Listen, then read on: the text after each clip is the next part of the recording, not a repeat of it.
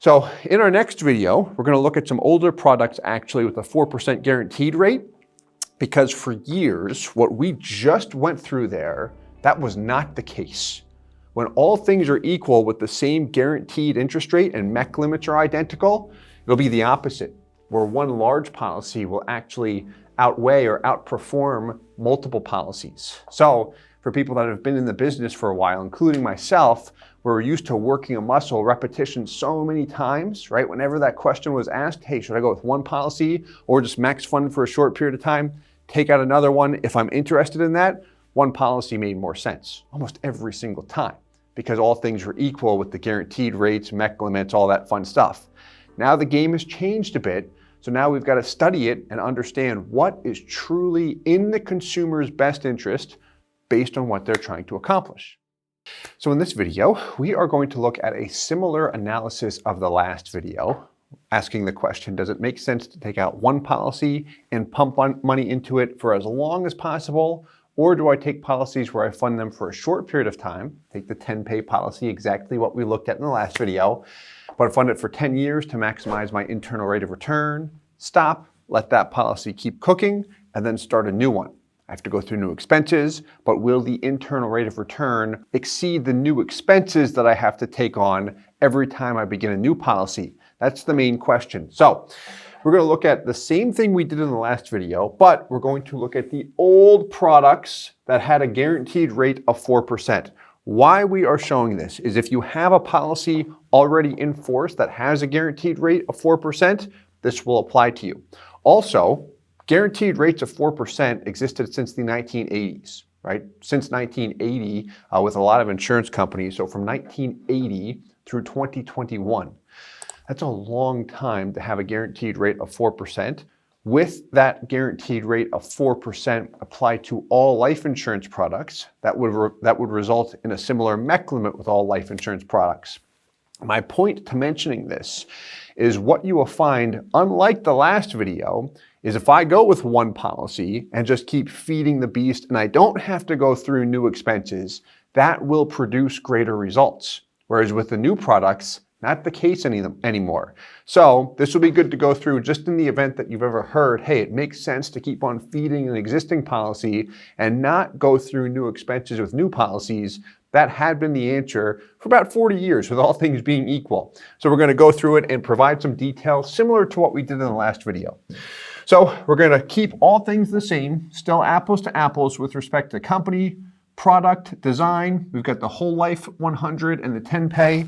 Actually, with the old products, it's not called whole life, it's called a legacy, which is a whole life product, but that's just one way to identify if it's the old product or the new product.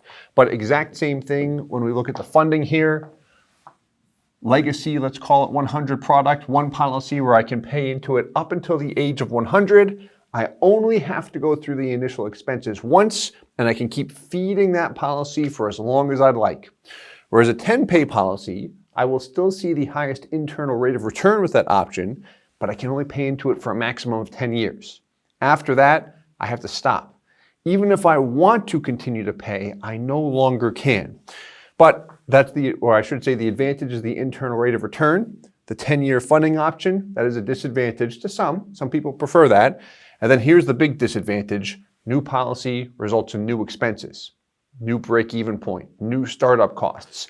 So the question really is this. With a 10-pay policy, the fact that it has a higher internal rate of return, will that higher internal rate of return exceed the new expenses that I have to go through every 10 years compared to a policy where I can just keep feeding it beyond 10 years and I'm well beyond the initial expenses? So let's take a look. Similar to what we looked at in our last video, just to touch on this, everything will look very, very similar. You'll see a little bit different death benefits because we have a guaranteed rate of 4%. So I need more death benefit to get the same MEC limit of 100K. With the old 10-pay product, it was about $3,000 right off the bat of the base premium, but very, very similar. Again, same company, same fundamentals or same principles, just different products with some adjustments. So let's take a look here, have some fun. Beginning with the Legacy 100 product. This was one of my favorite products with Mass for a long time. And the reason why is it was a fantastic option if I wanted to pay into a policy for 5 years, or if I wanted to continue to pay for 15 years or 50 years. We could design it almost like a Swiss Army knife, where I could decide, hey, I think I want to fund for 5 years, but then I fall in love with the policy. I want to keep on pumping money into it, whether it's 100 grand, 10 grand, whatever my financial situation allows. But I can continue to pump money into it, or stop early. I do not need to decide up front. And you'll find that the short-term IRR, long-term IRR was very, very attractive. You're going to see that the Legacy 100 and Legacy 10 Pay are very similar. A lot of times people will look at this option and say, hey, that gives me strong performance and the ability to adjust as I go. Like, I don't have to commit myself to 10 years or less with the Legacy 100, whereas a 10 Pay I do. Versus now with the new products, it's a bit of a different ballgame, where there's a clear winner. If you haven't watched our last video, I'd recommend that. The limited pay products do give more value. But to get back on track, so I don't talk too much, I know I do that a lot. Where is the money going with policy design? There's your base premium, $10,000. MassMutual allows us to go as aggressive as a 1090 split. There's the term insurance rider, cheap way or cost-effective way to raise the death benefit, which mainly raises the MEC limit to where we want it. That $5,000 is not the cost of the term rider. About $1,000 is allocated toward term, a little bit more. The rest goes toward PUAs. That is a blended PUA rider. And then everything else is into the basic paid up additions rider. So 100K per year in, right off the bat, between 87 and 88% of my total payment in first year cash value. If you've watched the last video with the new Whole Life 100 product, it was $84,000 right off the bat. Higher PUA fees exist on newer products compared to the old products for the most part. As a result of those higher PUA fees, what was the break-even point in the last video? Just about year 6, between year 6 and 7 technically. Here, it's year 5. And this is a policy designed for strong long-term performance. We pump money into it for 30 years, then we stop thereafter. There's your MEC limit, reduced paid up, year 31. We can continue to pump money into this. We stopped at age 65. A lot of people relate age 65 to a standard retirement age. I've got my own thoughts on that, but that's why we did that. So there's our Legacy 100. Let's take a look at the 10 Pay policy. Option A was what? Or the 10 Pay policy, Phase A, or Phase 1, was funding it $10,000 per year for 10 years, or $100K per year for 10 years. Phase 2, at age 45, I start a new policy at the same $100K per year. So we've got 3 separate policies here. Here's the first one. 10 Pay policy, Legacy 10 Pay. $10,000 base premium. There we go. There's scheduled AILR, their pure PUA rider. And with their 10 Pay product, we've got the renewable term rider, which is level for the first 10 years, about $2,600. With MassMutual's 10 Pay policy, both the old and the new, you could not attain a 1090 split with their LISR rider, which provides flexibility. So today, if someone's interested in the 10 Pay, a question I ask multiple times is, are you comfortable without having that ultimate flexibility with MassMutual to bounce payments up and down each year without any medical underwriting? If we don't have LISR attached, we run into that issue, regardless of if it's an old legacy product or a new one. So a renewable term rider does not grant the same flexibility. If you're looking at a new policy today, their 15 Pay policy with LISR is a nice alternative. I'm a fan of that. So as we look at this guy, what do we see? 100K per year for 10 years, 88,000 right off the bat, break even, year 5. Very comparable to the Legacy 100 policy. Interesting, isn't it? Then at age 45, did the same thing. There we go. So up here, there's your 10K base. Higher term rider, because we're higher cost for the term rider, I should say, because now he's 45. He's not 35 anymore. So every 10 years, we're starting a new policy. paying it just for 10 years, and then taking that $100,000 I was paying into the existing policy and starting it with a new one. So let's progress on to the Excel chart here. So first, we'll take those detailed illustrations of the 10 pays and we just laid them side by side, and we included the annual internal rates of return. Not the average, the annual IRR isolates the net growth rate year over year. So what do we see here? 100K in, annual IRR right off the bat, specifically with the old 10-pay products, negative 12%, positive year 5, okay? Here we go. After year 10, paid in $1 million, have 1.15.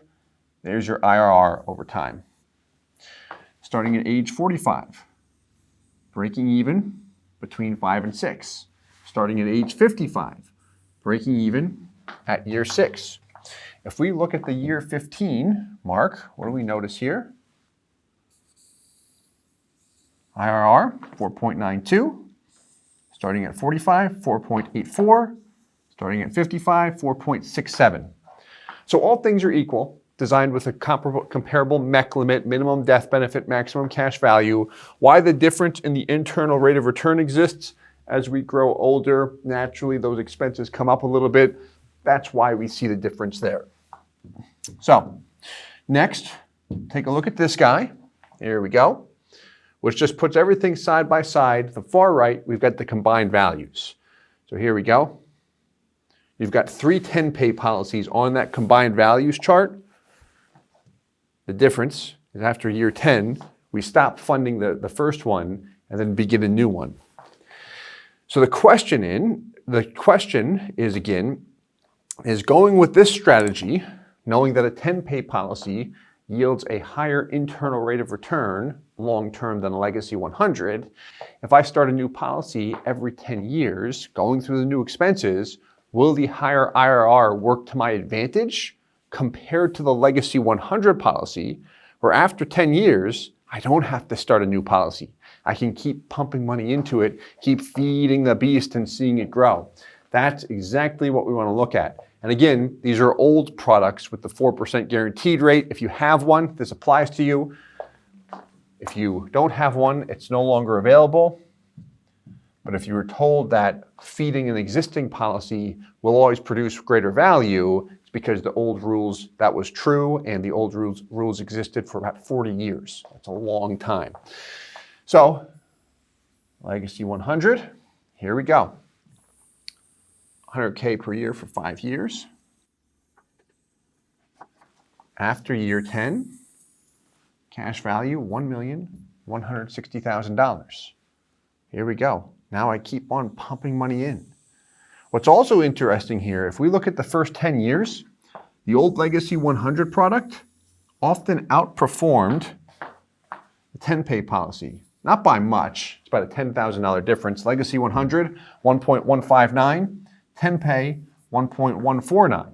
Now long-term, you'll see the internal rate of return on that 10-pay policy get stronger and stronger. That's where it start to overtake it. But when the guaranteed rates are the same at the same 4% crediting rate, and those death benefits had to be the same when an insurance company put a policy in force, like the advantage that exists today with the new 7702 rules, like the new 10-pay, if you've watched the last video, why that new 10-pay really outperforms the existing whole life 100 or the new whole life 100 is because we have a dramatically lesser death benefit, lower cost with the new 10-pay product compared to the new whole life 100 and other products that are available. Whereas before, all things were equal. That makes sense. I know it can be technical. We can always talk through that if you have questions or if you just want to know how to maximize cash value. But here's what we want to look at now. Because the 10-pay option here, every time I start a new policy now, I've got to go through the expenses again. So this is going to factor in a couple things. The first policy is still growing, right? I've got it compounding more than $10,000 per year, whereas a new policy, I'll experience about a $10,000 hit. But the compounding on the first policy, the growth in that will exceed the negative $10,000 hit on the new policy. That makes sense. Fortunately, this is recorded, so you can rewind a couple seconds. But let's take a look at everything here. What do we notice? IRR and cash value difference. Initially, who has more? 10 pay, but not by much, and we see more when? For the first 4 years, it's really year 3, that's when it's at its peak, you're at $3,300 more. But then, when you cross the initial insurance expenses of the Legacy 100, it gets stronger and stronger. So through the 10th year, with the Legacy 100, the option where I can keep on paying money in, I don't have to go through new expenses, don't have to go through underwriting again, I've got more money there. As time passes, what do we notice here? It becomes more dramatic. By year 20, if I look at this guy, $46,000 difference. I skipped over an important piece here. Look at year 9 to 10, your internal rate of return and your cash value growth. Year 9 to 10, IRR jumps from 3.6 to 3.74. That's on the existing 10-pay policy that we started at age 35. As we look at this guy, or I should say, look at this guy, goes from -8 to -10. That means Legacy 100 policy grew by about $2,000 more than the existing 10-pay policy. Now is where the big disadvantage comes into play. Year 11, starting a new policy, new expenses, I'm going to fall further behind. Those new expenses drive down that annual IRR. Versus over here, I don't have to start a new policy, and I just keep on moving. I don't have to go over a speed bump. I cleared the runway so I can just sprint. How things used to be oh so great, right? New products still work. And then here we go, funding through year 30. Both products are strong, but which one gives me more money at the end of the day? Whole Life 100. Let's continue on. As we look at these guys, it really gets stronger by the time I hit age 100. When the playing field was leveled with the same guarantees, that would be the case. So this is very interesting. Hope you enjoyed it. It's more informational than anything else. If you're interested in a policy and interested in this type of strategy or just trying to learn more, the last video where we went through the updated products since the 7702 change, that applies to everyone moving forward with new policies. This is great if you have a policy or if you've heard, hey, it always makes sense to go with one policy as opposed to multiple policies. Why that was said by anyone who had experience in this industry is because it was true. And 40 years of repetition, it's going to be ingrained in a lot of people's minds. But then when we start to really break the numbers down, we see a difference there. The first time I noticed it was with new BOLI products where guaranteed rates were different, but the values were different than what I expected. But anyway, I hope you enjoyed this. If you did, please hit the like button, subscribe for more, and feel free to reach out if you have any questions at all. As always, I hope this helps. Thanks so much. Hey guys, Steve Parisi here. If you enjoyed the content you just saw, please subscribe, like, and hit the notification bell for future videos. If you'd like more information or to see some custom policies for yourself, feel free to call or email our offices at the contact information below.